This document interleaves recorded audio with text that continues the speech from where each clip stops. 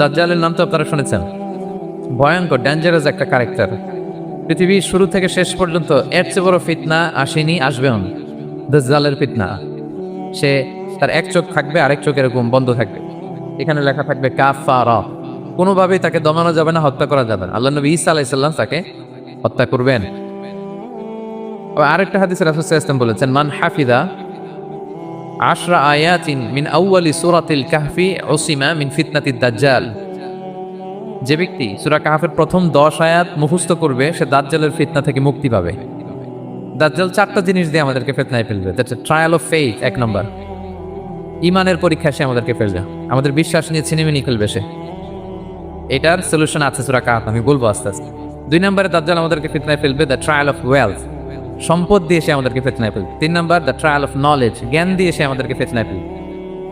4 number the trial of power, ক্ষমতা দিয়ে সে আমাদেরকে ফিতনায় ফেলবে। 1 নম্বর হচ্ছে আসহাবে কাহফ, যুবকদের ঘটনা, 7 জন যুবকদের ঘটনা। ইমান কি করে বাঁচাবেন, সলিউশন ওখানে। সম্পদের ফিতনা থেকে কিভাবে নিজেকে বাঁচাবেন, এজন্য একজন বাগানওয়ালার ঘটনা আল্লাহ সেখানে বলছে।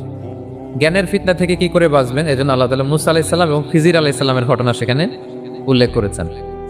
আর ক্ষমতার ফিতনা থেকে কি করে বাঁচবেন, এটা বোঝানোর জন্য আল্লাহ তাআলা যুলকারনাইনের ঘটনা উল্লেখ করেছেন। আপনারা ইয়াজুজ মাজুজের নাম শুনেছেন না? ইংরেজিতে বলে গগ ম্যাগগ। নূহ আলাইহিস সালামের 4 সন্তান ছিল, হাম, সাম, ইয়াফাস, কানাআন। এই ইয়াফাসের বংশধর হচ্ছে ইয়াজুজ মাজুজ, জঙ্গলি, হাজার হাজার শুধু বংশ বিস্তার করে। তারা এসে লোকালয়ে মানুষের উপর আক্রমণ করে, তাদের গবাদি পশু এগুলো ছিনিয়ে এনে ফলমূল খেয়ে ফেলেন। তো যুলকারনাইন বাদশার কাছে যখন বিচার দেওয়া হলো, উনি বললেন ঠিক আছে, তোমাদের ট্যাক্স দেওয়া লাগবে না, তোমরা শারীরিক পরিশ্রম করে আমাকে সাহায্য করো। কিয়ামতের আগ দিয়ে ওদের মধ্যে এই ইনশাআল্লাহর প্রেরণা আসবে। তাদের একজন বলে উঠবে, আগামীকাল ইনশাআল্লাহ আমরা এটা ভেঙে খান খান করে দেব, ঠিকই ভেঙে ফেলবে।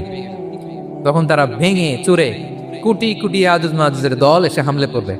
সামনে পড়বে তাবারিয়া সাগর, এক দল এসে তাবারিয়া সাগর এমন ভাবে খাবে, এই দল যাওয়ার পরে আরেক দল এসে এখানে যে সাগরে যে পানি ছিল এটা কল্পনাই করতে পারবে না। তারা পৃথিবীতে ফিতনা ফাসাদ করবে। ঈসা আলাইহিস সালাম তখন আসবেন, দোয়া করবে আল্লাহ তাআলার কাছে মুমিনরা, একটা মহামারী দিবে আল্লাহ তাআলা ইয়াজুজ মাজুজের মধ্যে, ওরা মরে যাবে সব।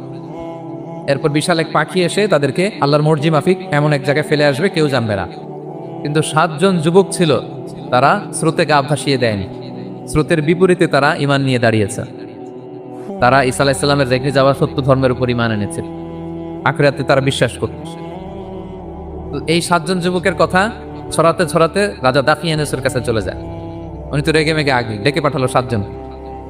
তাদেরকে জিজ্ঞেস করলো, তোমরা কাকে মানো? বলতেছে এক আল্লাহকে মানি। সাহসী, খুবই সাহসী। বলতেছে তুমি কি জানো তোমরা কার সামনে কথা বলছো? আমি কি তোমাদের মৃত্যুদণ্ড দিতে পারি? তারা বলে দেন, কিন্তু আমরা সব বিসর্জন দিলেও ঈমান বিসর্জন দিতে পারবো না। তো তারা ভিতরে গেল, যে প্রচন্ড ক্লান্ত, তারা ঘুমিয়ে পড়ল। কি করলো? এই এক ঘুমে আল্লাহ 309 বছর কাটায় দিলেন। কয়শো 9 বছর? 9 বছর ঘুম, সব ঘুম। আসসালামু আলাইকুম, সবাই কেমন আছেন? আশা করি সবাই ভালো আছেন। আজকের ভিডিওতে আমরা জানতে পারবো দাজ্জাল আমাদেরকে কিভাবে ধোঁকা দেবে এবং এর বড় ফিতনা কি, সেই বিষয় নিয়ে আলোচনা শুনব। এবং 7 জন যুবক কিভাবে ঈমান বাঁচানোর জন্য 309 বছর ঘুমিয়েছিল। ভিডিওটা না টেনে শেষ পর্যন্ত দেখবেন এবং আপনার মতামত জানাতে কমেন্ট করতে ভুলবেন না। আর ভিডিওটা কে কোন জেলা থেকে দেখছেন অবশ্যই কমেন্ট করতে ভুলবেন না। তো চলুন শুরু করা যাক আজকের ভিডিওটা। আর অবশ্যই ভিডিওটা মনোযোগ দিয়ে শুনবেন, না হলে কিছুই বুঝতে পারবেন না। ভিডিওতে আশা করি অনেক কিছুই জীবনে বুঝতে বা শিখতে পারবো, যা আমাদের দৈনন্দিন জীবনে কাজে আসবে। শুরু করা যাক মিজানুর রহমান আজহারীর মূল্যবান কিছু বক্তব্য, যা আমাদের জীবনে কাজে আসবে ইনশাল্লাহ। আল্লাহ রাব্বুল ইজ্জা ওয়াল জালালের দরবারে শুকরিয়া জ্ঞাপন করছি যে আল্লাহ তাআলা আমাদেরকে কোম্পানিগঞ্জ নোয়াখালী অ্যাসোসিয়েশনের উদ্যোগে বরকতের মাস রমাদানুল মুবারাকে ইফতারির পূর্ব মুহূর্তে কিছু দিনই কথা শুনবার জন্য একত্রিত হওয়ার সুযোগ করে দিয়েছেন। আমরা সবাই পড়ে নিচ্ছি কালিমাতুশ শুকুর, আলহামদুলিল্লাহ। সম্মানিত শুধু আমি সূরা কাহাফের একটা আয়াত তেলাওয়াত করেছি এবং আমি ভেবে এসেছি যে সূরা কাহাফ থেকে কিছু কথা আপনাদের সাথে আজকে শেয়ার করবো ইনশাআল্লাহ বিইذনিল্লাহ। সূরা কাহাফের যে লেসনগুলো আছে, দ্য কি লেসন্স ফ্রম সূরা আল কাহাফ বা দ্য প্রাইম লেসন্স ফ্রম সূরা আল কাহাফ, এটা আপনাদের সাথে আমি শেয়ার করবো ইনশাআল্লাহ বিইذনিল্লাহ। সূরা কাহাফ এটি মাক্কি সূরা, মক্কায় নাজিল হয়েছে। এটা কোরআনের একেবারে মিডলে অবস্থিত, 15 পারায়, কোরআনের 18 নম্বর সূরা। 7 জন যুবক ছিল রোমান সাম্রাজ্যে, তারা তাদের ঈমান বাঁচানোর জন্য এরকম কষ্টের শিকার হয়েছিল এবং তারা যে স্বপ্ন দেখেছিল সেই স্বপ্ন আল্লাহ তাআলা বাস্তবায়ন করেছেন। তো এই ঘটনাগুলো শুনিয়ে বেসিক্যালি মক্কার যে নও-মুসলিম সাহাবারা তাদেরকে আল্লাহ তাআলা সান্ত্বনা দিচ্ছিলেন যে ফ্রাস্ট্রেটেড হওয়ার কিছু নেই। ওয়ালা তাহিনু ওয়ালা তাহজানু ওয়া আনতুমুল আ'লাউনা ইন কুনতুম মুমিনিন। হতাশ হবে না, চিন্তিত হবে না, বিজয় তোমাদেরই হবে যদি তোমরা মুমিন হও, যদি তোমরা বিশ্বাসী হও, তোমাদের ঈমানের দাবিতে যদি তোমরা সত্যবাদী হও। এই সূরাটা নাজিলের একটা প্রেক্ষাপট আছে। মক্কার কুরাইশরা কোনোভাবেই যখন রাসূল সাল্লাল্লাহু আলাইহি ওয়াসাল্লামকে দমাতে পারছিল না, তখন তারা প্ল্যান করলো যে আমরা মদিনাতে যেয়ে মদিনার ইহুদিদের কাছ থেকে কিছু জেনে আসি, কারণ মক্কাবাসীদের নবী, রাসূল, ওহী, আখিরাত এগুলোর ব্যাপারে কোনো ধারণা ছিল না। তো ফলে তারা কুরাইশরা নজর ইবনে হারিস এবং উকবা ইবনে আবি মুআইত এই দুইজনকে পাঠালো, তোমরা মদিনায় যাও, মদিনায় ইহুদিরা থাকে, ইহুদিদের কাছে তাওরাত নাজিল হয়েছিল, they have idea regarding prophets and আখিরাত, আখিরাত কি, নবী কি, এগুলোর আইডিয়া তাদের আছে। তো তাদের দুইজনকে পাঠালো যে তোমরা যে তাদের জিজ্ঞেস করো যে আমাদের জ্ঞাতি ভাইদের মধ্যে থেকে একজন তো নবী দাবি করে, সে কি আসলেই নবী কিনা, আমরা কিভাবে বুঝবো? তো যেই চিন্তা সেই কাজ, তারা গেল মদিনাতে, মক্কা থেকে মদিনায়, যে খুলে বললো যে আমাদেরই এক ছেলে, আমাদেরই এক লোক বয়স 40 হওয়ার পর থেকে বলে আমি নবী, আমার কাছে ওহী আসে, আল্লাহ আমার কাছে বাণী পাঠায়, আর তিনি আমাকে বাণী বাহক করে পাঠিয়েছেন তোমাদের কাছে, এটা আসলে সত্য কিনা, আমরা একটু কনফিউশনে আছি। তো ইহুদিরা বলল তোমরা যে তাকে 3টি প্রশ্ন করবে, যদি উত্তর দিতে পারে বুঝবে সত্য নবী। 1 নম্বরে জিজ্ঞেস করবে যে মুহাম্মদ বলো তো আসহাবে কাহাফ কারা, আসহাবে কাহাফ সম্পর্কে তোমরা কি জানো? যে সূরাটার নাম সূরাতুল কাহাফ। কাহাফ মানে হচ্ছে কি, গুহা, মানে গুহাবাসী। 7 জন যুবক এই গুহার ভিতরে আশ্রয় নিয়েছিল ঈমান বাঁচানোর জন্য। মুহাম্মদ তুমি যদি সত্য নবী হও বলো এই ঘটনাটা কি। 2 নম্বরে তাকে জিজ্ঞেস করবে জুলকারনাইন বাদশা সম্পর্কে কি জানে, সে কিছু জানে কিনা। 3 নম্বর তাকে জিজ্ঞেস করবে মা হুয়া রূহ, রূহ কি, যে রূপটা দেহে ঢুকলে মানুষ নড়ে চড়ে, প্রাণবন্ত থাকে, অ্যানিমেশন থাকে, এটা বেরোয় গেলে সে ডেড বডি, লাশ হয়ে পড়ে থাকে। What is the origin of রূহ, স্পিরিট। এই 3টা প্রশ্নের উত্তর যদি জানে তাহলে আসলেই সে সত্য নবী। তারা এসে জিজ্ঞেস করলো মুহাম্মদ বলো আসহাবে কাহাফ কারা, বলো জুলকারনাইন কে, বলো রূহ কি। এই 3টা প্রশ্নের উত্তর যদি করতে পারো তাহলে বুঝবে তুমি সত্য নবী। রাসূল সাল্লাল্লাহু আলাইহি ওয়াসাল্লাম বললেন ঠিক আছে যাও, আগামীকাল উত্তর বলে দিব। তিনি ইনশাআল্লাহ বলতে ভুলে গেলেন। রাসূল সাল্লাল্লাহু আলাইহি ওয়াসাল্লামের ধারণা ছিল প্রতিদিনই তো জিবরাইল কোরআনের আয়াত নিয়ে আসে, তো তারই ধারাবাহিকতায় আগামীকাল আসবে, আমি জিজ্ঞেস করে নিব এই 3টা প্রশ্নের উত্তর। তারপরের দিন সবাই এসে হাজির, কিন্তু জিবরাইল আলাইহিস সালাম আসেন। রাসূল সাল্লাল্লাহু আলাইহি ওয়াসাল্লাম একটু বিব্রতকর পরিস্থিতিতে বললেন। তারা বললো তুমি তো আজকে অ্যাপয়েন্টমেন্ট দিয়েছো, ডেট দিয়েছো, বলো উত্তর বলো। রাসূল সাল্লাল্লাহু আলাইহি ওয়াসাল্লাম বললো আজকে না, আগামীকাল বলে দিল। রাসূল সাল্লাল্লাহু আলাইহি ওয়াসাল্লাম ইনশাআল্লাহ কথাটা মনে করতে পারতেছেন না। এরপরের দিনও তারা এসে হাজির, কিন্তু রাসূল সাল্লাল্লাহু আলাইহি ওয়াসাল্লাম উত্তর দিতে পারতেছেন না। তারপরের দিন এভাবে পিছাচ্ছেন, রাসূল সাল্লাল্লাহু আলাইহি ওয়াসাল্লাম ডেট দিচ্ছেন, এভাবে 1 দিন 2 দিন 3 দিন না, 15 দিন। কয়দিন? এদিকে তো এই প্রশ্নের উত্তর জানার জন্য এখন 1 2 জন আসে না, দলে বলে কাফিররা আসে, কারণ রাসূল সাল্লাল্লাহু আলাইহি ওয়াসাল্লামকে এখানে অপমান করা যাচ্ছে, ছোট করা যাচ্ছে, হেয় করা যাচ্ছে। তারা এসে হাসাহাসি করে, আবু বকর, ওমর রাদিয়াল্লাহু আনহুকে বলে দেখো তোমরা না বলছো সত্য নবী, উনি সত্য নবী হলে তো প্রথম দিন উত্তর দিয়ে যেতে পারতো, পারে না কেন?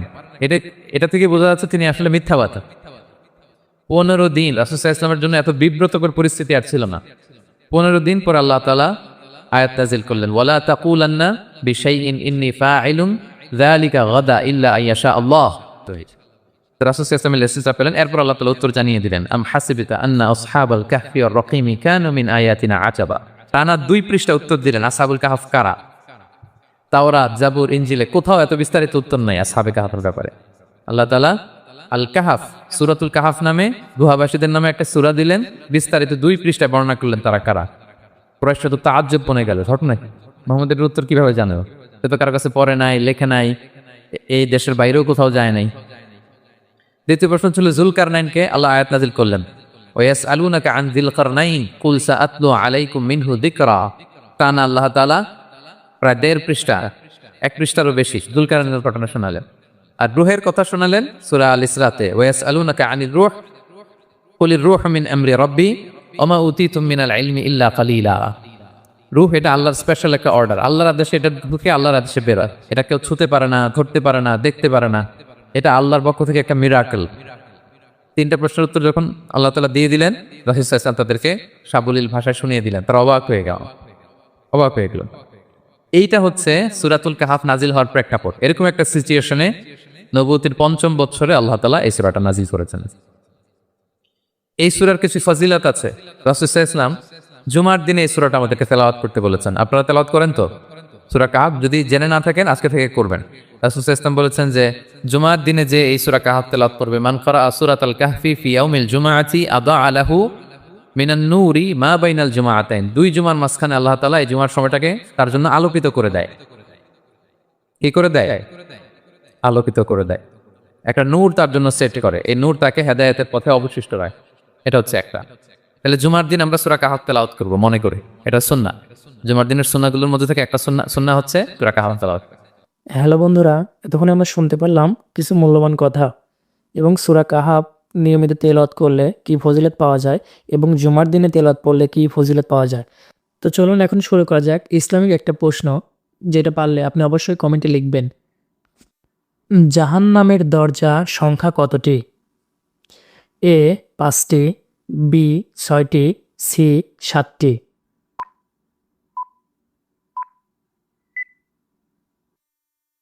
উত্তরটি হবে সি 7টি। জান্নাতীদের পোশাক কিসের তৈরি করা হবে? এ সুতার তৈরি, বি রেশমের কাপড়, সি পশম কাপড়।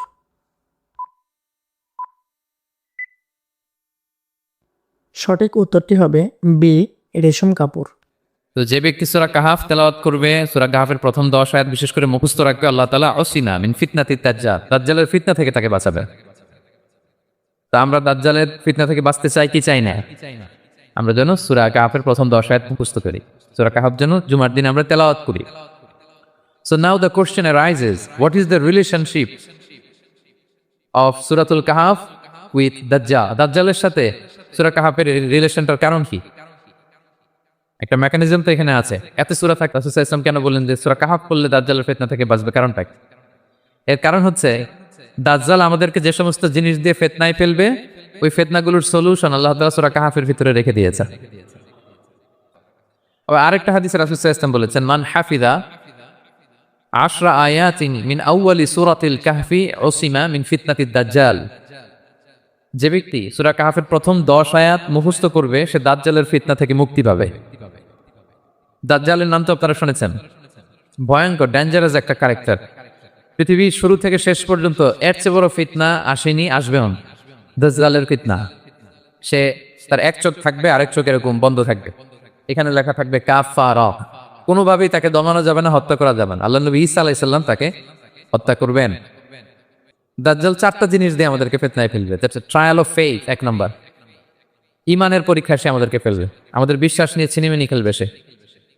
এটার সলিউশন আছে সূরা কাহাফ, আমি বলবো আস্তে আস্তে। 2 নম্বরে দাজ্জাল আমাদেরকে ফিতনায় ফেলবে, দ্য ট্রায়াল অফ ওয়েলথ, সম্পদ দিয়ে সে আমাদেরকে ফিতনায় ফেলবে। 3 নম্বর, দ্য ট্রায়াল অফ নলেজ, জ্ঞান দিয়ে সে আমাদেরকে ফিতনায় ফেলবে। 4 নম্বর, দ্য ট্রায়াল অফ পাওয়ার, ক্ষমতা দিয়ে সে আমাদেরকে ফিতনায় ফেলবে। সে ঈমানের পরীক্ষায় আমাদেরকে ফেলবে। সে এসে বলবে আমি তোমার রব, এবং এটা প্রমাণ করার জন্য যা যা দরকার আল্লাহ তাআলা তাকে সব দিবেন। সে সব করতে পারবে। সে বলবে আমি তোমার রব। যদি বিশ্বাস না হয়, তোমার বাবাকে যদি জীবিত করে বিশ্বাস করবে, অনেকে বলবে হ্যাঁ আমার আব্বাকে জীবিত করে দেখান, তো তার বাবাকে ঠিকই সে জীবিত করে ফেলবে। আসলে শয়তান তার বাবার সুরাত নিয়ে সামনে দাঁড়ায়, আরে তাই তো, এটাই তো আমার বাবা, এটাই তো আমার দাদা। মানুষ ফিতনায় পড়ে যাবে, ইমানের ফিতনায়। সে ভাববে আসলে এটাই বোধহয় আমার রব, এবং তাকে এত ক্ষমতা দেয়া হবে, তার ডান দিকে থাকবে জান্নাত, বা দিকে জাহান্নাম। তার কাছে আল্লাহ এটা দিবে। যে তার কথা শুনবে তাকে সে জান্নাতে ঢুকাবে, কিন্তু জান্নাতে ঢুকে সে জাহান্নামের শাস্তি ভোগ করবে। এটা তার বাইরের মানুষ বুঝবে না, অ্যাপারেন্টলি এটা জান্নাত। আর যে তাকে মানবে না, তাকে সে জাহান্নামে ফেলবে, কিন্তু জাহান্নামে ঢুকলেও সে জান্নাতের নাজ নেয়ামত ভোগ করবে। তাহলে এই যে ইমানের ফিতনায় সে ফেলে দিবে আমাদেরকে। তো ইমান কি করে বাঁচাবো, এটার সলিউশন আমি শোনাবো আপনাদের। 2 নম্বরে, সে আমাদেরকে সম্পদ দিয়ে ফিতনায় ফেলবে। যার যা লাগবে সে তাই দিতে পারবে, যা লাগবে। সে যদি আকাশকে বলে আকাশ বৃষ্টি দাও, যাকে তারা মানবে ওই এলাকায় বৃষ্টি হবে, সুজলা সুফলা শস্য শ্যামলা হবে সে সমস্ত এলাকা, ফল মূলে ভর্তি হবে, বরকত আর বরকত।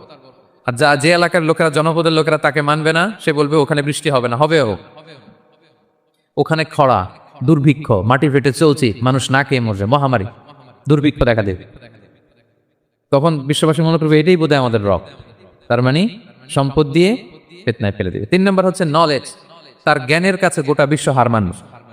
পূর্বের পরের যত জ্ঞান আছে সব আল্লাহ তাকে দিব, ইলমুল আউয়ালিন ওয়াল আখিরিন। এমন কোনো প্রশ্ন নেই যেটা দিয়ে তাকে আটকানো যায় না। যাই জিজ্ঞেস করবেন সব জানতা, সব বলে দেয়। ভবিষ্যৎবাণী বলে দিবে, বলবে আগামীকাল ওইখানে অমুক দেশে বোমা বিস্ফোরণ হবে, হবে ওইখানে, ওখানে দুর্ভিক্ষ হবে, হবে ভূমিকম্প হবে, হবে। সে যা বলবে তাই হবে। তার জ্ঞানের এই বহর দেখে মানুষ ফিতনায় পড়ে যায়। 4 নম্বর হচ্ছে দ্য ট্রায়াল অফ পাওয়ার, ক্ষমতা। তার ক্ষমতার সামনে সব কিছু একেবারে ছিন্ন বিচ্ছিন্ন হয়ে যাবে, এত ক্ষমতা হবে তা। সে যেমনটি বলবে তেমনটি করতে হবে। বাতাসের সে দ্রুত বেগে সে এক দেশ থেকে আরেক দেশে চলে যায়। তো তার এই সমস্ত অলৌকিক ক্ষমতা দেখে মানুষ ফিতনায় পড়ে যাবে। এবং এই ফিতনা, এই পরীক্ষার মুহূর্তগুলোতে মানুষ কিভাবে নিজেকে ধরে রাখবে তার সলিউশন আল্লাহ তাআলা সূরা কাহফে দিয়েছে। এই 4টা ফিতনা থেকে বাঁচার জন্য আল্লাহ সূরা কাহফে 4টা ঘটনা উল্লেখ করেছেন। কয়টা? 1 নম্বর হচ্ছে আসহাবে কাহফ, যুবকদের ঘটনা, 7 জন যুবকদের ঘটনা। ঈমান কি করে বাঁচাবেন, সলিউশন ওখানে। সম্পদের ফিতনা থেকে কিভাবে নিজেকে বাঁচাবেন, এজন্য একজন বাগানওয়ালার ঘটনা আল্লাহ সেখানে বলছেন। জ্ঞানের ফিতনা থেকে কি করে বাঁচবেন, এজন্য আল্লাহ তাআলা মুসা আলাইহিস সালাম এবং খিজির আলাইহিস সালামের ঘটনা সেখানে উল্লেখ করেছেন। আর ক্ষমতার ফিতনা থেকে কি করে বাঁচবেন এটা বোঝানোর জন্য আল্লাহ তাআলা যুলকারনাইনের ঘটনা উল্লেখ করেছেন। 4টা ফিতনা থেকে বাঁচার জন্য কয়টা ঘটনা? 4টা ঘটনা। আমরা তাহলে একটা একটা করে ঘটনা শুনি, আমরা একটু উদ্ধার করার চেষ্টা করি যে কি কি সলিউশন আল্লাহ তাআলা আমাদের বাতিল দিলেন। 1 নম্বরে হচ্ছে আসহাবে কাহফের ঘটনা। এটা 250 খ্রিস্টাব্দের সময়কালে রোমান সাম্রাজ্যের একজন বাদশা ছিল, নাম দাকিয়ানুস, প্রতাপশালী বাদশা, পৌত্তলিক, মূর্তির পূজা করে। ঈসা আলাইহিস সালাম বিদায় নিয়েছেন, 250 বছর হলো। তো সব নবীর ধর্মই কিন্তু ইসলাম, যদিও আমরা নাসারা বলি, ইহুদি বলি, সব নবীদের ধর্মই কি? ইসলাম। তো তিনি ছিলেন পৌত্তলিক, মূর্তির পূজা করত। আর তার এলাকায় কেউ যদি ঈসা আলাইহিস সালামের নাম নিত, আখিরাতে বিশ্বাস করতো, আল্লাহ বিশ্বাস করতো, তাদেরকে তারা পাথর মেরে হত্যা করত। এজন্য ভয়ে কেউ ঈসাই ধর্মে ঈমান আনতো না, মানে ইসলামে ঈমান আনতো না।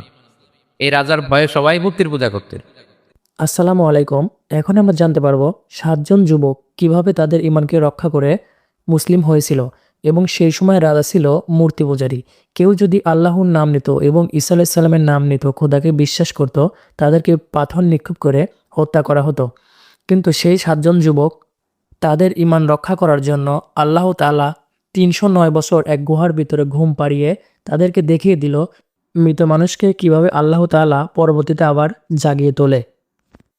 আল্লাহ আমাদের সবাইকে সঠিক নিয়মে ইবাদত এবং ঈমান রাখার তৌফিক দান করুন এবং দাজ্জালের ফিতনা থেকে রক্ষা করুন। ভিডিওটা না টেনে অবশ্যই শেষ পর্যন্ত দেখবেন এবং ভিডিওটা কে কোন জেলা থেকে দেখছেন অবশ্যই কমেন্ট করে জানাতে ভুলবেন না এবং ভিডিওটা ভালো লাগলে অবশ্যই শেয়ার করতে ভুলবেন না। তো চলুন শুরু করা যাক পরবর্তী পার্টে। কিন্তু 7 জন যুবক ছিল, তারা স্রোতে গা ভাসিয়ে দেয়নি। স্রোতের বিপরীতে তারা ঈমান নিয়ে দাঁড়িয়েছে। তারা ঈসা আলাইহিস সালামের রেখে যাওয়া সত্য ধর্মের উপর ঈমান এনেছে, আখিরাতে তারা বিশ্বাস করত। তো এই 7 জন যুবকের কথা ছড়াতে ছড়াতে রাজা দাকিয়ানুসের কাছে চলে যায়।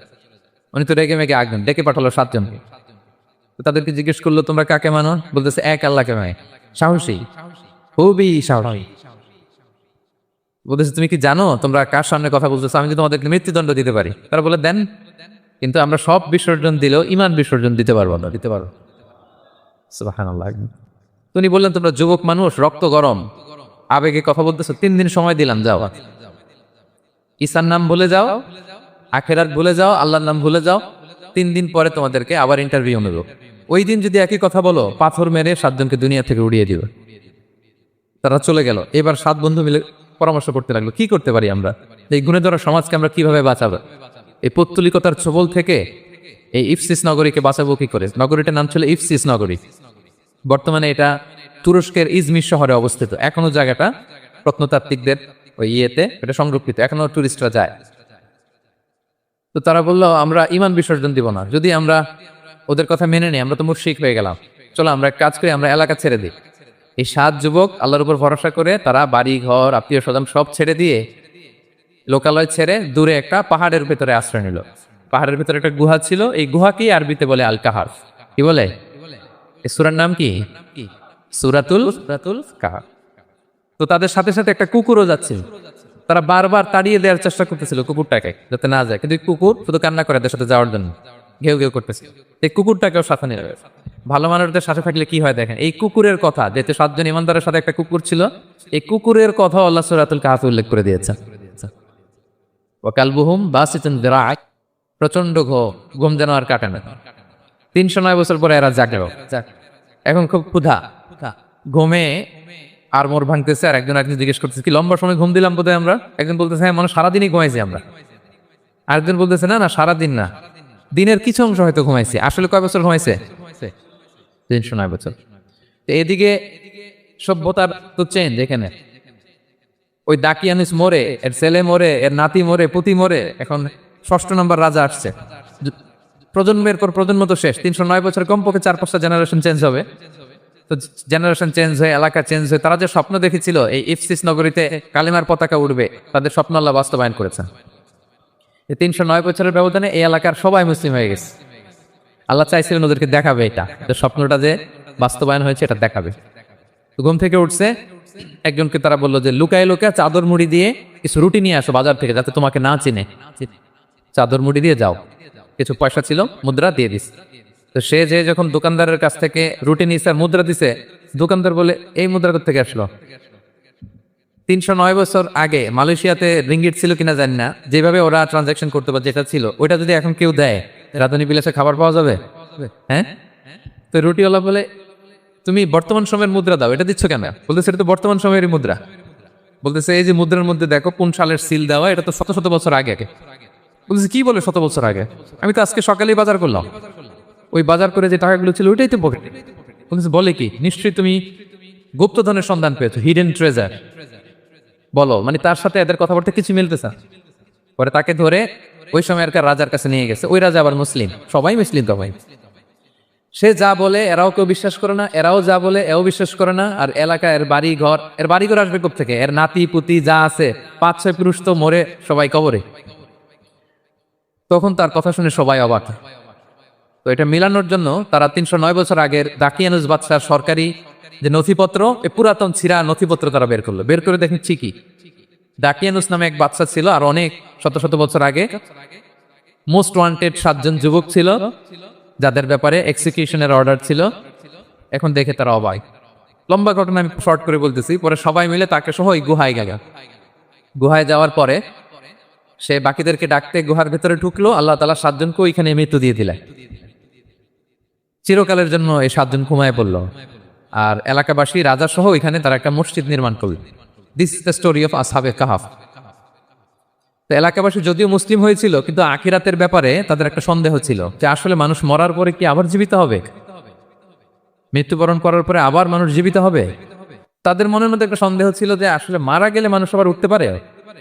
তাদের এই সন্দেহ দূর করার জন্য আল্লাহ তাআলা এই 7 জনকে 309 বছর ঘুম পাড়িয়ে আবার জীবিত করবে। সুবহানাল্লাহ। তাহলে ইমান কিভাবে বাঁচাতে হয়, এটার প্রেরণা আমরা এই 7 যুবকের কাছ থেকে পাই। এখানে যেটা আমরা শিখি প্রিয় ভাইরা, 1 নম্বর লেসন হচ্ছে আমাদের গুড কোম্পানি লাগবে, রাইটাস পিপল, মানে আমাদের সার্কেলটা ভালো হইতে হবে। তাদের 7 জনের সার্কেলটা খুব ভালো ছিল, ফলে তারা বিপদ হয়ে যায় না, এবং তারা এমন শক্ত সিদ্ধান্ত নিয়েছে যে আল্লাহ তাআলা সেটাতে বরকত দিয়েছেন, গোটা সমাজকে আল্লাহ তাআলা চেঞ্জ করে দিয়েছেন। এটা হচ্ছে 1 নম্বর লেসন। আপনি ইমান বাঁচাতে হলে আপনার সার্কেল ভালো লাগবে। খুঁজবেন যে এলাকায় যাবে ওখানে নামাজে সার্কেল কারা আছে, ওখানে জ্ঞানী গুণী সার্কেল কারা আছে, ওখানে ভালো কাজ করতে চায়, একে অপরকে সহযোগিতা করে, কল্যাণের পথের যাত্রী এ কারা আছে খুঁজতে হবে আপনাকে। খুঁজে ওই সার্কেলে আপনি যুক্ত হবে, তাইলে ইমান বাঁচানো যাবেন। ক্লিয়ার? আসসালামু আলাইকুম। এতক্ষণ আমরা জানতে পারলাম 7 জন যুবক কিভাবে তাদের ইমান রক্ষা করার জন্য গা ঢাকা দিয়ে এক গুহার ভিতরে 309 বছর ঘুমিয়েছিল, এবং আমাদের সামনে কিভাবে ইমান রক্ষা করতে হবে এবং দাজ্জালের ফিতনা থেকে কীভাবে রক্ষা করতে হবে সেই সব বিষয়ে আলোচনা শুনবো। তো চলুন ভিডিওটা শুরু করা যাক। আর ভিডিওটা কে কোন জেলা থেকে দেখছেন অবশ্যই কমেন্ট করতে ভুলবেন না। আর ভিডিওটা অবশ্যই না টেনে শেষ পর্যন্ত দেখবেন। ভিডিওর মাঝে এমন এমন কিছু কথা আছে যেগুলো শুনলে আমাদের অনেক কাজে আসবে, এবং দুনিয়াতে আমাদের কিভাবে চলতে হবে এবং দাজ্জালের ফিতনা থেকে কীভাবে বাঁচতে হবে সেই সব বিষয়ে আলোচনা আছে। তো চলুন ভিডিওটা শেষ পর্যন্ত শোনা যাক। আর ভালো লাগলে অবশ্যই একটা লাইক এবং শেয়ার করতে ভুলবেন না, যেন অন্য মানুষ দেখতে পায়। আচ্ছা, এবার দ্বিতীয় নাম্বার ছিল সম্পদের ফিতনা, কিভাবে বাঁচবেন। আসহাবে কাহাফের পরে সূরা কাহাফে আল্লাহ তাআলা একজন বাগানওয়ালার ঘটনা বলেছে। দুজন বন্ধু, একজন একটু গরিব, সে বিশ্বাসী, আরেকজন ধনী, সে অবিশ্বাসী। তাকে আল্লাহ তাআলা বিশাল বড় খেজুরের বাগান আর আঙ্গুরের বাগান দিয়েছেন, বিশাল অনেক বড় বিজনেস ম্যাগনেট। তো এই সম্পদের অহংকার সে করতে আর কি। সে প্রায় তার গরিব বন্ধুকে বলতো যে তোর চেয়ে আমার সম্পদে বেশি, সন্তানও বেশি, জনবল বেশি, লোকবল বেশি, অর্থবল বেশি, সব বেশি। অহংকারে তার পা মাটিতে পড়তো না। আর সে আখিরাতে অবিশ্বাস করত এবং সে বলতো যে এই সম্পদ আমারে বাঁচাবে, চিরকাল আমাকে স্মরণীয় করে রাখবে, এই সম্পদ কোনোদিন যাবে না। অনেক বড় বড় ধনীরা আছে, তারা এরকম মনে করে যে আমি এত বড় সিআইপি, হ্যাঁ, আমি এত বড় বিজনেস ম্যাগনেট, এই দিন বোধহয় আর চেঞ্জ হতে পারে না, আমার আজীবনই বোধহয় এত পাওয়ার থাকবে, এত সম্পদ থাকবে। এটা ভুল ধারণা। এটা কি ভুল ধারণা? এই যে তুরস্কে দুর্ভিক্ষ হইল না, আপনারা দেখছেন না যে অনেক সম্পদের মালিক বাড়ি ঘর ভেঙে রাস্তার পকেট, এখন ওই যে রিফিউজিদের জন্য যে খাবার আসছে ওখানে লাইনে দাঁড়াইছে, কারণ এখন লাইনে না দাঁড়ালে খাবারও তো মিলবে না। 1000 কোটি টাকার মালিক ছিল, ভেঙে চুরে সব শেষ। এখন রিলিফের নেওয়ার জন্য দুস্থদের কাতারে তো ওখানে দাঁড়াইছে, কারণ দাঁড়াইলেই কিছু খাবার পাওয়া যাবে, খিচুড়ি পাওয়া যাবে, তা নাহলে তো খাবারটাও মিলবে না। এই যে বঙ্গবাজারে আগুন লাগলো আমাদের বাংলাদেশে, 20টা-25টা দোকান ছিল অনেকের যাদের অন্যান্য বিজনেস আছে তারা হয়তো সার্ভাইভ করতে পারতেছে, কিন্তু এমন অনেক ব্যবসায়ী ছিল সব শেষ, জ্বলে পুড়ে, তার টাকা পয়সা পুঁজি স্বপ্ন সব শেষ। তো ধনীকে গরিব বানাতে আল্লাহর 1 সেকেন্ডও লাগে। ওই বিশাল প্রাসাদ থেকে টেনে হাঙ্গা থালা হাতে দিয়ে রাস্তায় নামাইতে আল্লাহর কয় সেকেন্ড লাগে বলেন তো? 1 সেকেন্ডও লাগে না। সো এই লেসনটা কিন্তু আমাদের নিতে হবে, এবং ওই ব্যক্তির নসিবে তাই ঘটেছিল। সে যখন অহংকার করতেছিল, আল্লাহ তাআলা আকাশ থেকে হুসবান একটা আগুন পাঠালো। ওই আগুনে সে তার আঙ্গুরের বাগান, তার খেজুরের বাগান, বিশাল মাইলকে মাইল এই বাগান জ্বালিয়ে পড়ে মুহূর্তের মধ্যে সারকার করেছে, এবং মুহূর্তের মধ্যে সে পথের ভিখারি, ফকির। এই ঘটনাটা এনে আল্লাহ তাআলা সম্পদশালীদেরকে রিমাইন্ডার দিলেন যে এই সম্পদের ফিতনায় তোমরা পড়ে যেও না। আমরা সম্পদশালী হলে বাস্তবতা অনেক সময় ভুলে যাই। সূরাতুল হুমাযাতে আল্লাহ তাআলা বলেন ইয়াহসাবু আন্না মালাহু আখলাদা, সম্পদশালীরা মনে করে এই সম্পদ আমাকে চিরকাল বাঁচিয়ে রাখবে, চিরকাল বোধহয় এই সম্পদ আমার হাতে থাকবে না। এটা হাতের ময়লা, আজ আছে কাল নাই, যে কোনো সময় চলে যেতে পারে। এটা হচ্ছে ম্যাটেরিয়ালিস্টিক আউটলুক, বস্তুবাদী চিন্তা থেকে এই আমাদের ধনী ভাইদের এই সমস্যাটা হয়, ভোগবাদী চিন্তার প্রভাব আর কি। সম্পদ যখন হাতে থাকে ধরাকে সরাজ্ঞান করে, মনে করে যে সবই আমার কন্ট্রোলে। না, আপনারে ওই গরিবের কাতারে আনতে, ওই রিলিফের সম্পদ নেওয়ার জন্য ওই লাইনে দাঁড় করাইতে আল্লাহর 1 সেকেন্ডও লাগে না। এটা খেয়াল রাখতে হবে। আমরা যখন প্রাইভেট কারে চড়ি, মাঝে মাঝে অনেকে এসে হাত পাতে, এদেরকে ছোট করা যাবে না। গল্পটা আল্লাহ ভিন্ন করতে আল্লাহর 1 সেকেন্ডও লাগে না। ওইদিকে আমি দাঁড়ায় হাত পাততাম আর উনি প্রাইভেট কারে বসে থাকতো। আল্লাহ চাইলে এরকম করতে পারতেন না? পারতেন। সেখান থেকে আমাদের জন্য শিক্ষা হচ্ছে সম্পদ এটা ক্ষণস্থায়ী, আজ আছে কাল নাই, এটা ক্ষণস্থায়ী, এটাকে এভারলাস্টিং মনে করা যাবে না। এভারলাস্টিং হচ্ছে আখিরাত। ওয়ালাল আখিরাতু খায়রুল লাকা মিনাল উলা, আখিরাত তোমার জন্য দুনিয়ার চেয়ে শ্রেষ্ঠ। এবং আল্লাহ তাআলা দৃষ্টান্ত একটা দিয়েছেন যে দুনিয়ার জীবনটা হচ্ছে কামা, ওই পানির মতো যেটা আনজালনাহু মিনাস সামা, আকাশ থেকে নাজিল করেছি। ওই পানি ক্ষেতের মধ্যে পড়ে ফসল, ফুল ফসল হয়েছে। এরপরে যখন ফসল কাটা হয়, ওই ক্ষেত খামার এগুলো তৃণলতা হয়ে যায়, ভুসির মতো হয়ে যায়। তখন বাতাসের ঝাপটায় একবার এদিকে যায়, একবার ওদিকে যায়। অনেক লম্বা উপমা, আমি সংক্ষেপে বললাম। তো শেষ আউটপুটটা হচ্ছে এটা, সম্পদ এটা মুহূর্তেই চলে যেতে পারে। সম্পদ উপার্জন জায়েজ আছে, মুসলিমরা সম্পদ উপার্জন করতে পারবে, কোনো অসুবিধা নাই। আপনি যদি ধনী হন এটা ভালো, ফলে আপনি জাকাত দিতে পারবেন, অসহায় দুস্থদের সহায়তা করতে পারবেন, কন্ট্রিবিউট করতে পারবেন। আপনি সম্পদ হাতের মুঠোয় নেবেন, কন্ট্রোল করবেন, কিন্তু এই দিকে স্থান দিবেন না, দ্যাটস ইট, তাহলেই হবে। আমরা সম্পদ কি করতে পারবো? উপার্জন করতে পারবো, কিন্তু হৃদয়ে স্থান দিতে পারবো না। হৃদয়ে স্থান থাকবে আখিরাতের। এই মাইন্ডসেট যদি আপনি গড়ে তোলেন, তাহলে সম্পদের ফিতনা আপনি কখনো পড়বেন না। এই পয়েন্টটা কি ক্লিয়ার সবার? ক্লিয়ার। 3 নাম্বার ফিতনা ছিল কিসের ফিতনা দেখি, কে বলতে পারেন? প্রথমটা হচ্ছে বিশ্বাস বা ইমানের ফিতনা, 2 নাম্বার হচ্ছে সম্পদের ফিতনা, 3 নাম্বার জ্ঞানের ফিতনা। জ্ঞানেরও কিন্তু ইলমেরও একটা গরম আছে, যার ইলম আছে তার মধ্যে এই সমস্যাটা কাজ করে। সেটার জন্য আল্লাহ তাআলা মুসা আলাইহিস সালাম, খিজির আলাইহিস সালামের ঘটনা বলেন। আমি খুব সংক্ষেপে বলবো, সময় কম। মুসা আলাইহিস সালাম হচ্ছে বনি ইসরাইলের নবী, আর খিজির আলাইহিস সালাম কেউ বলেছেন নবী, কেউ বলেছেন আল্লাহর ওলি। আসলে আরবিতে ওনার নাম খদির, আমরা বাংলায় বলি খিজির। খদির মানে সবুজ। উনি যে কোনো জায়গায় বসলে ওখানে মরা গাছ লতা পাতা এগুলো সবুজ হয়ে যায়। অনুর্বর এলাকার উপর দিয়ে হেঁটে গেলে ওটা উর্বর হয়ে যায়। আসসালামু আলাইকুম। এখন আমরা জানতে পারবো মুসা আলাহিসাল্লাম ও খিজিরের কিছু অজানা জ্ঞান যা আমাদের কারোরই জানা ছিল না। মুসা আলাহিসাল্লাম এক মজলিসে বললেন, আমি সব থেকে বেশি জ্ঞানী। আল্লাহ তাআলা বললেন যে, না মুসা, তোমার থেকেও বড় এক জ্ঞানী আছে। দুই স্তরের মাঝখানে আমার এক বান্দা বসে আসে, সেও তোমার থেকে অনেক বড় জ্ঞানী। তো আমরা যেন কখনো জ্ঞান নিয়ে যেন অহংকার না করি, আমাদের মনে যেন হিংসা, বিদ্রোহ, অহংকার এগুলো যেন না থাকে।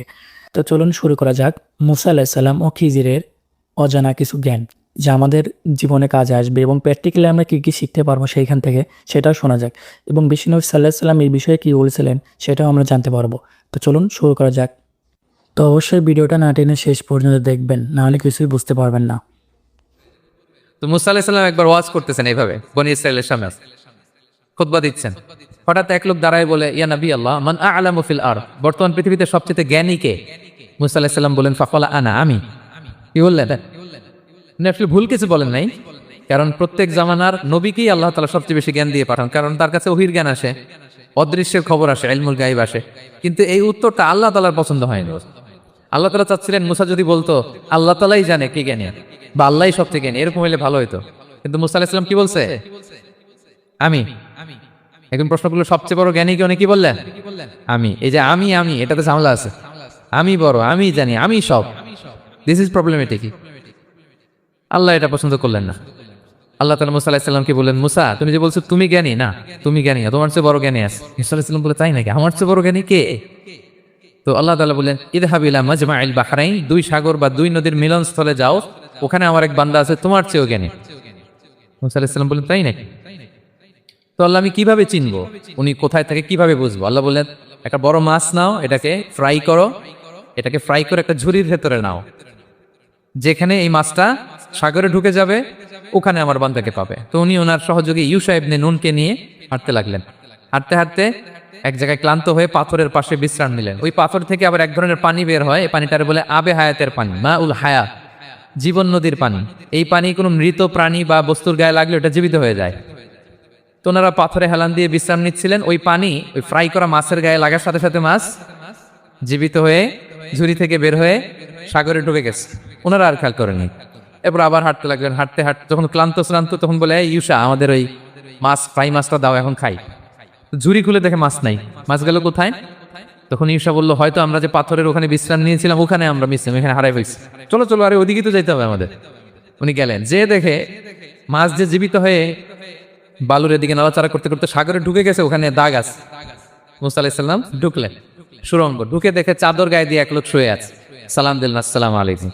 ওই লোক চাদর আর সরায় না, ভিতর থেকে বলতেছে, ওয়ালাইকুম আসসালাম। তো চাদরের ভিতর থেকে উনি বলে, মানান, তুমি কে? মুসা আলাইহিস সালাম বললেন, আনা মুসা, আমি মুসা। উনি বলে, মুসা বনি ইসরাইল, বনি ইসরাইলের মুসা? বললেন, হ্যাঁ।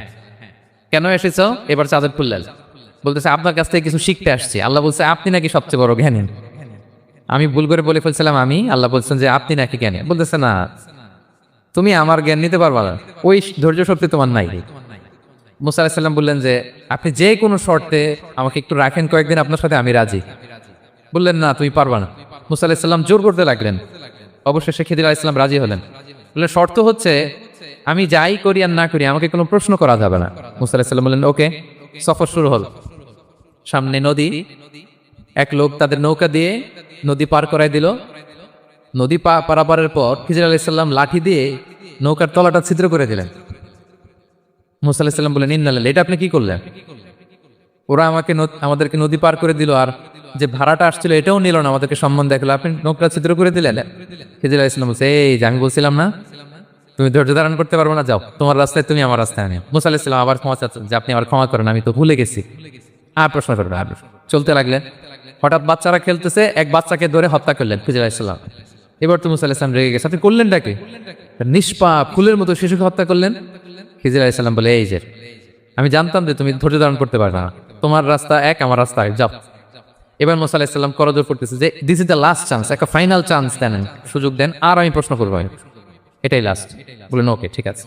হাঁটতে হাঁটতে এক ইহুদি বসতির সামনে যে হাজির, দুজনই খুব ক্ষুধার্ত, খাবার চাইলো, এরা আবার কি খাবার দিল না।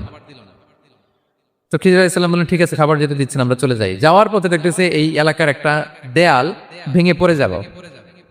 উনি বললেন, মুসা চলো এটা ঠিক করে দেই। দুইজন মিলে প্রচন্ড ক্ষুধায় এটা এটা সেটা এনে দেয়ালটা তৈরি করতেছে। মুসা আলাইহিস সালাম তো এমনি রাগী, পেটে আবার ক্ষুধা, আবার বলছে কিছু বলাও যাবে না। তিনি এবার আর প্রশ্ন করেন, বলতেছে ওরা এত কিপটামি করলো আর আপনি এটা করে দিলেন, আপনি তো চাইলে এটা টাকা নিতে পারতেন, পারিশ্রমিক নিতে পারতেন চাইলে। এই কথা বলার পর খিজির আলাইহিস সালাম বলেন, হাযা ফিরাকু বাইনি ওয়া বাইনি, এখানেই তোমার আর আমার সেপারেশন, আর সামনে আগানো যাবে না, তোমার কোনো ধৈর্যই নাই। তো এতটুকু তোমাকে আমি বলি যে আমি একটাও আল্লাহর আদেশ ছাড়া করি নাই, আল্লাহর আদেশে আমি বেরোচ্ছি। কি? এক নম্বর হচ্ছে ওই যে আমাদের ভাড়া নিতে চাইলো না, আমাদেরকে পার করে দিল, নৌকাটা ছিদ্র করেছে কারণ এই এলাকায় একজন জালিম বাদশাহ আছে, সে নৌকা পেলেই গরিব মাঝিদের নৌকা সিজ করে নিয়ে যায়।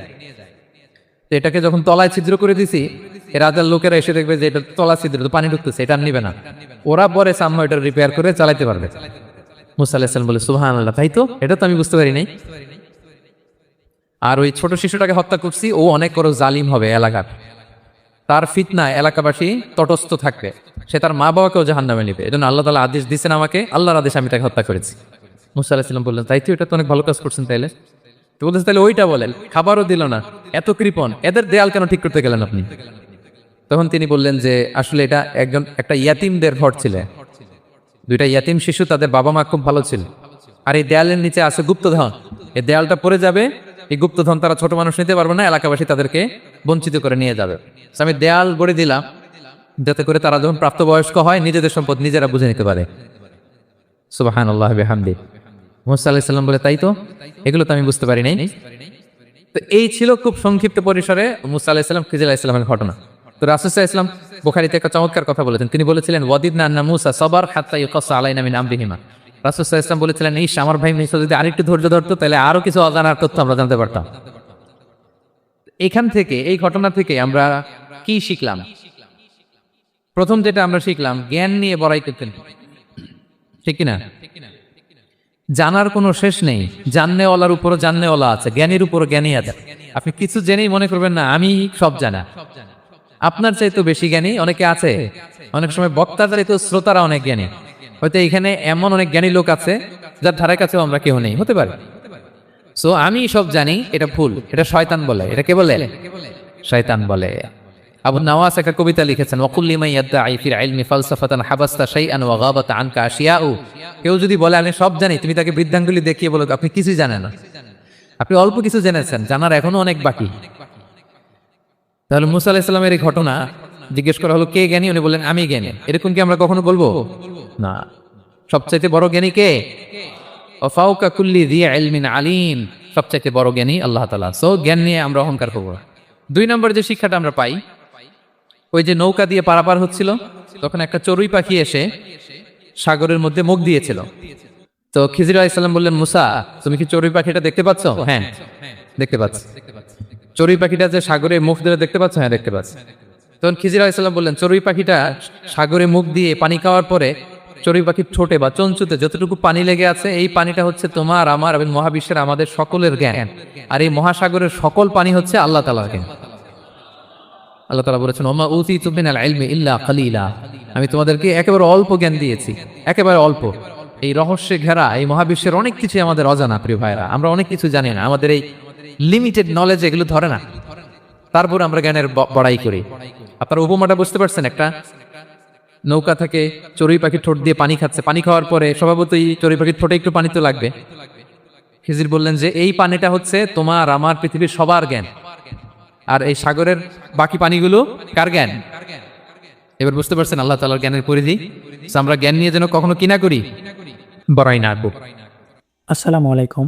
এতক্ষণ আমরা জানতে পারলাম মুসা আলাইহিস সালাম ও খিজিরের কিছু অজানা জ্ঞান, এবং জ্ঞান নিয়ে আমরা যেন কখনো অহংকার না করি।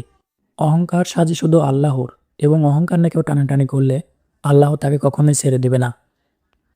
দুনিয়াতে বিপদ আপদ এবং ধৈর্য দিয়ে আমাদেরকে আল্লাহ পরীক্ষা করেন। মুসা আলাইহিস সালাম একটু ধৈর্য ধরলে আমরা আরও অনেক অজানা জ্ঞান জানতে পারতাম, এবং বিশ্বনবী সাল্লাল্লাহু আলাইহি সাল্লাম বলছিলেন যে আমার ভাই মুসা যদি আর একটু ধৈর্য ধরতে পারতো তাহলে অনেক অজানা জ্ঞান আমরা জানতে পারতাম। এখন আমরা জানতে পারবো দুনিয়াতে ক্ষমতার ফিতনা কীভাবে আসবে, এবং সেই সময়ের জুলকারনাইন কী পরীক্ষার ভিতরে সম্মুখীন হয়েছিল, এবং দুনিয়াতে আমরা ক্ষমতার ফিতনা থেকে অবশ্যই রক্ষা পাবো। সেই সময়ের 4 জন প্রতাপশালী বাদশা ছিল ক্ষমতাশীল, তার ভিতরে 2 জন ছিল মুসলিম এবং 2 জন ছিল ইহুদি। তো চলুন ভিডিওটা ব্যাখ্যা এবং প্র্যাকটিক্যালে শোনা যাক। তাহলে বিনয়, সফর, 3 নম্বরে কি সবর, ধৈর্যশীল হইতে হবে। দেখেন মুসা আলাইহিস সালাম বারবার প্রশ্ন করে ফেলতেছেন, বারবার অদাভঙ্গ করতেছেন, এরকম করলে হবে না। ধৈর্য লাগে, ধৈর্যের বলে বলিয়ান হলে তখনই আপনার মধ্যে ইলম আসবে। তাহলে জ্ঞানের ফিতনায় পড়ার আর আমাদের কোনো সম্ভাবনা আছে? আমরা বিনয়ী হব, আমরা জ্ঞান আল্লাহর দিকে ফিরাই দেবো, আমরা বলবো উনি সবচেয়ে ভালো জানেন। পারা যাবে তো ইনশাআল্লাহ? আচ্ছা, আমি একেবারে শেষ পর্যায়ে চলে আসছি, 2 মিনিটের মধ্যে শেষ করে দিচ্ছি। 3 নাম্বার ছিল কিসের ফিতনা? 4 নাম্বার ক্ষমতার ফিতনা। এই ফিতনা থেকে বাঁচার জন্য সর্বশেষ আল্লাহ তাআলা যুলকারনাইনের ঘটনা বলেছেন। অনেক বড় বাদশা ছিলেন, পৃথিবীতে 4 জন বাদশা গোটা বিশ্ব শাসন করেছেন, 2 জন কাফির, 2 জন মুমিন। কাফির একজন হচ্ছে নমরুদ, যিনি ইব্রাহিম আলাইহিস সালামকে আগুনে ফেলেছিলেন। আরেকজন হচ্ছে বখতে নাসার, যাকে ইংরেজিতে বলে নেবুচারনেজার দ্য সেকেন্ড, দ্বিতীয় নেবুচারনেজার। তারা কোনো নির্দিষ্ট এরিয়ার বাউন্ডারির বাদশা না, গোটা বিশ্বের বাদশা ছিলেন। এই 2 জন কাফির। আর 2 জন বাদশা ছিলেন গোটা বিশ্বকে শাসন করেছেন, তারা ছিলেন মুমিন। একজন হচ্ছে সুলাইমান আলাইহিস সালাম, আল্লাহর নবী। আরেকজন হচ্ছে যুলকারনাইন, গোটা বিশ্ব শাসন করেছেন, প্রাচ্য থেকে পাশ্চাত্য সব জায়গায় তিনি গিয়েছেন, ইসলামের বাণী প্রচার করেছেন, জালিমদেরকে শায়েস্তা করে শায়েস্তা। তো এরকম দিক বিদিক তিনি জয় করতেছিলেন। অনেকে যুলকারনাইনকে আলেকজান্ডার দ্য গ্রেটের সাথে গুলিয়ে ফেলে না। ম্যাসিডোনিয়াতে যে আলেকজান্ডার দ্য গ্রেট ছিল, উনি আর যুলকারনাইন এক নন। যুলকারনাইন হচ্ছে আল্লাহ তাআলার প্রিয় একজন বান্দা, অনেক বড় সাহসী বীর পুরুষ ছিলেন, গোটা বিশ্বে ইসলাম প্রচার করেছেন। করতে করতে করতে করতে অনেক বড় ঘটনা, আমি সব শেষের ঘটনাটা বলি। উনি জর্জিয়া, বর্তমান যে জর্জিয়ার তিবলিসি এরিয়া, এখানে এসে একটা এলাকার সন্ধান পেলেন, যারা ওনাকে এসে বলল যে এখানে একটা জঙ্গলি গ্রুপ আছে যাদের নাম ইয়াজুজ মাজুজ, তারা এসে আমাদের উপর হামলা করে। হে যুলকারনাইন, আমরা আপনাকে ট্যাক্স কালেক্ট করে দিচ্ছি, আপনি তাদের মাঝে আর আমাদের মাঝে একটা প্রাচীর তৈরি করে দেন। আপনারা ইয়াজুজ মাজুজের নাম শুনেছেন না? ইংরেজিতে বলে গগ ম্যাকক। নূহ আলাইহিস সালামের 4 সন্তান ছিল, হাম, সাম, ইয়াফাস, কানাআন। এই ইয়াফাসের বংশধর হচ্ছে ইয়াজুজ মাজুজ, জঙ্গলি, হাজার হাজার শুধু বংশ বিস্তার করে। তারা এসে লোকালয়ে মানুষের উপর আক্রমণ করে, তাদের গবাদি পশু এগুলো ছিনিয়ে নেয়, ফলমূল খেয়ে ফেলে। তো যুলকারনাইন বাদশার কাছে যখন বিচার দেওয়া হলো, উনি বললেন ঠিক আছে, তোমাদের ট্যাক্স দেওয়া লাগবে না, তোমরা শারীরিক পরিশ্রম করে আমাকে সাহায্য করো। তো উনি বর্তমানে হচ্ছে এক পাশে কৃষ্ণ সাগর, ব্ল্যাক সি, আরেকদিকে কাস্পিয়ান হ্রদ বা কাস্পিয়ান সাগর, এর মাঝখানে 1200 কিলোমিটার লম্বা মাউন্টেন রেঞ্জ, পাহাড়ি এরিয়া, আপনারা গুগলে দেখবেন। এইখানে 2 পাহাড়ের মাঝখানে ফাঁকা জায়গায় তিনি বড় বড় লোহার পাত প্রথিত করলেন, গেড়ে দিলেন। এরপরে তামা, সীসা গালিয়ে বিশাল একটা ওয়াল তৈরি করলেন। এটা যুলকারনাইন ওনার বানানো ওয়াল বা ড্যাম, প্রাচীর। এখন আর ইয়াজুজ মাজুজ আসতে পারে না, ওরা আর আসতে পারে না। ওরা প্রতিদিন এটা ভাঙার চেষ্টা করে, কিন্তু ভাঙতে ভাঙতে আরেকটু ভাঙলেই ভেঙে যাবে। ওরা বলে আগামীকাল ভেঙে ফেলবো, ইনশাল্লাহ বলতে ভুলে যায়। এজন্য এরপরের দিন এসে দেখে আবার এটা আগের মতো হয়ে আসে। কিয়ামতের আগ দিয়ে ওদের মধ্যে এই ইনশাআল্লাহর প্রেরণা আসবে। তাদের একজন বলে উঠবে, আগামীকাল ইনশাআল্লাহ আমরা এটা ভেঙে খান খান করে দেবো, ঠিকই ভেঙে ফেলবে। তখন তারা ভেঙে চুরে কুটি কুটি ইয়াজুজ মাজুজের দল এসে হামলে পড়বে। সামনে পড়বে তাবারিয়া সাগর। এক দল এসে তাবারিয়া সাগর এমন ভাবে খাবে, এই দল যাওয়ার পরে আরেক দল এসে এখানে যে সাগরে যে পানি ছিল এটা কল্পনাই করতে পারবে না। তারা পৃথিবীতে ফিতনা ফাসাদ করবে। ঈসা আলাইহিস সালাম তখন আসবেন, দোয়া করবে আল্লাহ তাআলার কাছে মুমিনরা, একটা মহামারী দিবে আল্লাহ তাআলা ইয়াজুজ মাজুজের মধ্যে, ওরা মরে যাবে সব। এরপর বিশাল এক পাখি এসে তাদেরকে আল্লাহর মর্জি মাফিক এমন এক জায়গায় ফেলে আসবে, কেউ জানবে না। তো তারা যে পচে গলে মাটির সাথে মিশেছিল, এই গলিত লাশ থেকে মাটি খুব উর্বর হয়ে যাবে। এরপর আল্লাহ তাআলা পৃথিবীর মধ্যে বারাকা দিবেন, কিছু রোপণ করলে তাড়াতাড়ি ফুলে ফেপে বড় বড় ফলমূল হচ্ছে। তো এটা কিয়ামতের আলামতের অন্য কোনো আলোচনায় হয়তো আমরা বলবো। তো যুলকারনাইন তিনি বিশাল এখানে প্রাচীর তৈরি করে দিয়েছিলেন, এবং প্রাচীর তৈরি করে দিয়ে তাদেরকে বলেছিলেন যে যতদিন আল্লাহ তাআলা চাইবেন এটা থাকবে, এবং যেদিন আল্লাহ তাআলার আদেশ আসবে এটা ভেঙে খান খান হয়ে যাবে। তার মানে দেখেন, এত পাওয়ারফুল, এত শক্তিশালী, এত ক্ষমতাধর হওয়ার পরেও তিনি তার ক্ষমতাকে কার দিকে ফিরিয়ে দিয়েছেন? যে আল্লাহ যতদিন চাইবে এই প্রাচীর টিকে থাকবে, যেদিন আল্লাহ তাআলার আদেশ আসবে এই প্রাচীর ভেঙে খান খান হয়ে যাবে। সো আমরা ক্ষমতার দেখা পেলে, চেয়ার একটা পেলে, আমরা যেন জালিম হয়ে না উঠি, এটা হচ্ছে এখান থেকে শিক্ষা। আমরা যেন জুলুম না করি। উনি সম্পদের মালিক ছিলেন, ক্ষমতার মালিক ছিলেন, কিন্তু উনি যে আল্লাহর বান্দা এটা ভুলে যান নাই। আমরা যখন ক্ষমতাশীল হই, আমরা যখন প্রধানমন্ত্রী হই, আমরা যখন প্রেসিডেন্ট হই, আমরা যখন পাওয়ারফুল হই, আমাদের সবচেয়ে বড় পরিচয় যে আমরা আব্দুল্লাহ, আল্লাহর গোলাম, এটা আমরা ভুলে যাই। আমাদের আসল পরিচয় কি? আমরা আল্লাহর গোলাম। আমরা যে আল্লাহর গোলাম, এই চিন্তাটা, এই সেন্সটা যদি আমাদের মাথায় থাকে, তাহলে ক্ষমতা আমাদেরকে দাম্ভিক বানাতে পারে না, আর ওই ক্ষমতা আমাদেরকে ফিতনায়ও ফেলে। আসসালামু আলাইকুম। এতক্ষণ আমরা শুনতে পারলাম দাজ্জালের ফিতনা থেকে কীভাবে রক্ষা পেতে হবে, এবং শুধু দাজ্জাল নয়, 7 জন যুবক কীভাবে তাদের ঈমান রক্ষা করার জন্য 309 বছর আল্লাহ ঘুম পাড়িয়ে রেখেছিল, এবং মুসা আলাইহিস সালাম এবং খিজিরের একটি চমৎকার অজানা ঘটনা শুনলাম। দুজন ধনী গরিবের ঘটনা শুনলাম। সর্বশেষ যে ঘটনা ছিল দুনিয়ার ক্ষমতার ফিতনা, সেই ক্ষেত্রে জুলকারনাইনের ঘটনা আল্লাহ তাআলা সুন্দরভাবে ব্যাখ্যা করে দিয়েছেন। এই ভিডিওটা থেকে আমরা কি কি শিখতে পারলাম এবং জীবনে আমাদের কি কি কাজে আসবে, এবং সামনে আমাদের দাজ্জালের ফিতনা থেকে আমরা কীভাবে রক্ষা পাবো, তো অবশ্যই ইনশাল্লাহ আমরা ভিডিও থেকে জানতে পারছি। এখন আমরা জানতে পারবো মৃত্যুর সময় 2টা ঘটনা হয়, এবং কি 2টা ঘটনা হয় তো অবশ্যই আমরা শুনবো। এবং মিজানুর রহমান আজহারীর নতুন মাহফিল, এটা অবশ্যই শুনবেন আর ভিডিওটা অবশ্যই শেষ পর্যন্ত দেখবেন। মানুষের মৃত্যুর সময় 2টা অবস্থা হয়। যারা জাহান্নামী হয় তাদের রূপ নেয়ার জন্য একদল ফেরেশতা আসে বিকট শব্দ করতে করতে, ভয়ঙ্কর তাদের চেহারা, ভয়ঙ্কর দুর্গন্ধ, তাদেরকে দেখলেই মানুষ ভয় পায়, ত্রাসে কাঁদতে থাকে। তারা এসে ধমক দিয়ে আত্মাটাকে বলতে থাকে যে, হে পাপাত্মা, আল্লাহর ক্রোধ, রাগ আর জাহান্নামের থেকে বের হয়ে আয়। তখন এই আত্মাটা বেরোতে চায় না, কাফেরদের আত্মা ছোটাছুটি করে, অস্থির হয়ে এদিক সেদিক, জোর করে আত্মাটাকে তারা নিয়ে যায়, নিয়ে সিজ্জিনে রাখে। আর যারা বিশ্বাসী, যারা আল্লাহওয়ালা, যারা ইমানদার, তাদের জন্য কাফনুন মিন আকফানিল জান্নাত, জান্নাত থেকে সাদা ধবধবে শুভ্র কাপড়ের একটা কাফন নিয়ে আসে ফেরেশতা। হানুত মিন হানুতিল জান্নাত, জান্নাতের পেয়ালা যেখানে সুগন্ধি থাকে, এগুলো নিয়ে আসে। এসে খুবই আন্তরিকভাবে আত্মাটাকে আহ্বান করে যে, হে পবিত্র আত্মা, আল্লাহর সন্তুষ্টির দিকে তুমি বের হয়ে আসো। বলতে দেরি ওই আত্মা স্মুথলি বের হয়ে যায়। প্রিয় বন্ধুরা, এই দিনটার মুখোমুখি কিন্তু আমরা হতে যাচ্ছি। কি বলেন? একদিন আমাদের দেহ থেকেও তো আমাদের এই আত্মা বের হবে। আমরা যেন ওই শ্রেণীর অন্তর্ভুক্ত হতে পারি যাদের জন্য জান্নাত থেকে শুভ্র কাপড় আনা হবে। আল্লাহুম্মা আমিন। স্মুথলি বের হয়ে আসে। তাহলে 3টা নফস, নফস আম্মারা খারাপ দিকে টেম্পটেশন করে, নফস লাওয়ামা ভালো খারাপ দুইটাই করে, তবে খারাপ করলে তাকে নিন্দা করে, আর হচ্ছে নফস মুতমাইন্না, প্রশান্ত ইমানদার যে নফস, শুধু ভালো কাজে মানুষকে আহ্বান করে। আমরা ওই নফস পেতে চাই। কি বলেন? আপনি নেক কাজ, ভালো কাজ, কল্যাণমূলক কাজ যত বেশি করবেন, ধাপে ধাপে আপনার নফসটা নফস আম্মারা থেকে, লাওয়ামা থেকে নফসে মুতমাইন্না হবে। কি হবে? নফসে মুতমাইন্না। তাহলে 2টা কসম করে আল্লাহ বললেন, আয়াহসাবুল ইনসানু আল্লান নাজমা আইদামা, মানুষ কি মনে করেছে তাদের দেহের হাড় গোড়গুলোকে আমি অ্যাসেম্বল করতে পারবো না? এটা ভাবতেছে তারা, যে তারা মরে গেলে তার দেহ পচে যায়, তার শুধু কঙ্কাল সারটা থাকে, শুধু দেহের হাড্ডি হাড় গোড় থাকে, এটাকে আমি জোড়া লাগাতে পারবো না? এটা ভাবতেছে? এটা মানুষের ধারণা।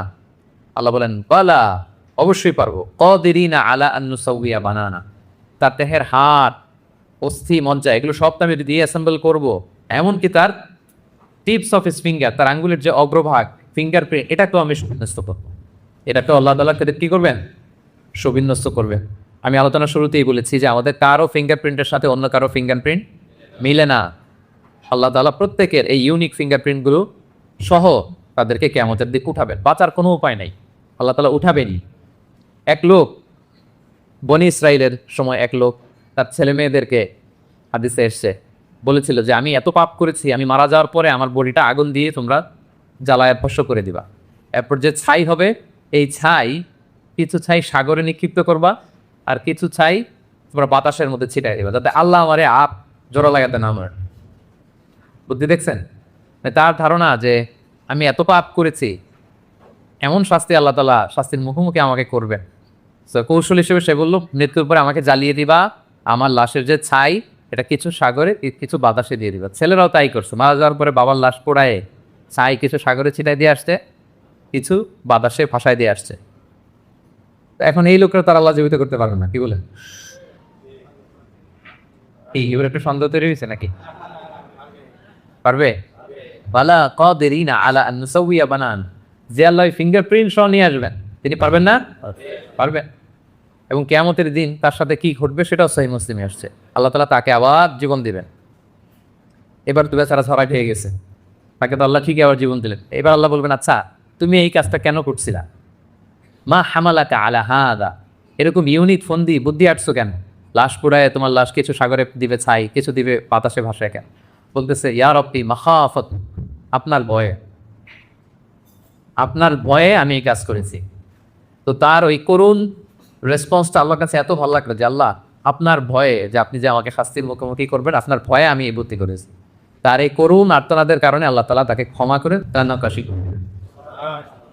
তাহলে কোনোভাবেই এটা থেকে বাঁচার কোনো উপায় নাই। তিনি আমাদেরকে, আমরা যেভাবেই মারা যাই, যেখানেই আমাদের অবস্থান থাকুক না কেন, তিনি আমাদেরকে কি করবেন?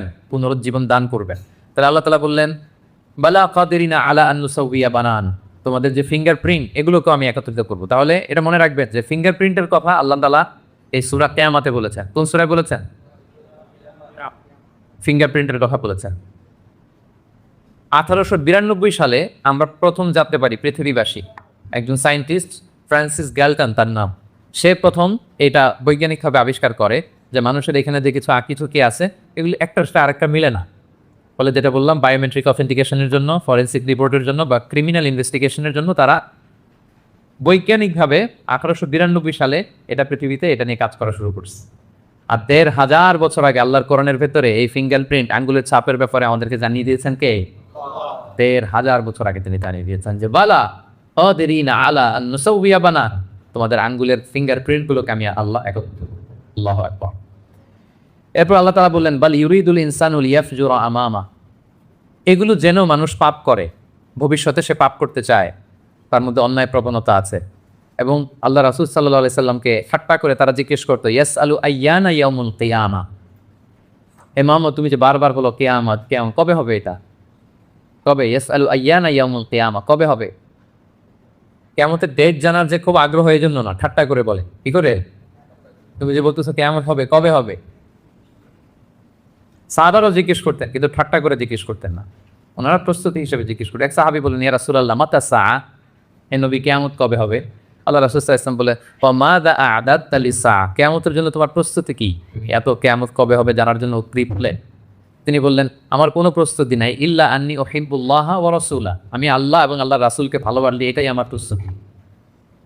তখন রাসূল সাল্লাল্লাহু আলাইহি ওয়াসাল্লাম বললেন তুমি যে আল্লাহ আল্লাহ রাসূলকে ভালোবাসো, এই ভালোবাসাই তোমাকে জান্নাতে প্রবেশ করাবে। আবার রাসূল সাল্লাল্লাহু আলাইহি ওয়াসাল্লাম বললেন তুমি যাদেরকে ভালোবাসো তাদের সাথেই আল্লাহ জান্নাতে থাকবে। আনতা মা'a মান আহবাবতা, তুমি যাদেরকে ভালোবাসো তাদের সাথেই থাকবে, মানে নবীকে ভালোবাসো তো নবীর সাথেই আল্লাহর জান্নাতে তুমি বসবাস করবে। তো তারা চিৎকারি করে বলতো ইয়াসআলু আইয়ানা ইয়াউমুল কিয়ামা, কবে হবে কিয়ামত? এবার রাসূল সাল্লাল্লাহু আলাইহি ওয়াসাল্লাম কিয়ামতের বর্ণনা দিচ্ছেন যে কিয়ামত যখন হবে ফাইদা বারিকাল বাসার, আতঙ্কে মানুষের চোখ ধাঁধিয়ে যাবে কিয়ামতের সময়। কিয়ামতের একটা ফিচার শোনে, কিয়ামত এমন সময়ে হুট করে হবে, কেউ থাকবে বাজারে, কেউ মাঠে, কেউ ঘাটে, কেউ অফিসে, কেউ রান্নাঘরে, কেউ ওয়াশরুমে, কেউ স্কুলে, কেউ কলেজে, কেউ বিজনেস মিটিংয়ে। যখন কিয়ামতের বিভীষিকা শুরু হবে ফাইদা বারিকাল বাসার, মানুষের চোখ ছানা বড়া হয়ে যাবে, চোখ ধাঁধিয়ে যাবে কিয়ামতের আতঙ্কে। ওয়া খাসাফাল কমর, চাঁদ এটা আলোহীন হয়ে যাবে, নিষ্ক্রিয় হয়ে যাবে। ওয়া জুমিয়া আশ-শামসু ওয়াল কমর, চাঁদ সূর্য একটার সাথে একটা ধাক্কা লেগে মেসাকার হয়ে যাবে। কিয়ামতের বর্ণনা। ইয়াকুলুল ইনসানু আইনাল মাফার, সেদিন মানুষ বলবে পালাবার জায়গা কোথায়, পালাবো কোথায়? আইনাল মাফার, সেদিন পালানোর কোনো জায়গা আছে বলেন তো? নবী হে, আমি আপনার কাছে কোরআনকে পাঠিয়েছি তিবিয়ান, তিবিয়ান মানে হচ্ছে clarification, explanation for all things, সবকিছুর ব্যাখ্যা। কোরআন হচ্ছে সবকিছুর সুস্পষ্ট ব্যাখ্যা, এবং এটা হচ্ছে হুদা। 2 নম্বর ফিচার হচ্ছে কোরআন হচ্ছে হুদা, গাইডেন্স, যেটা আপনাদের এই কনভেনশনের থিমের সাথে প্রাসঙ্গিক, কারণ এবারের কনভেনশনের থিম হচ্ছে আল কোরআন গাইডেন্স ফর হিউম্যানিটি। তো কোরআন 1 নম্বরে হচ্ছে ক্লারিফিকেশন বা এক্সপ্লেনেশন, তারপর কোরআন হচ্ছে গাইডেন্স, এরপর আল্লাহ বলেছেন রাহমা, মার্সি, এবং আয়াতের সবশেষে আল্লাহ বলেছেন যেটা হচ্ছে বুশরা লিল মুসলিমিন, glad tidings for the believers.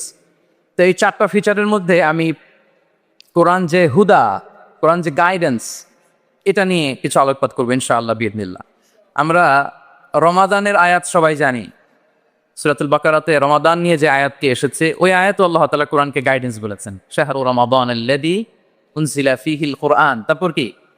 হুদাল লিন্নাস, guidance for humanity. এবং এই গাইডেন্সটা এটা সবার জন্য।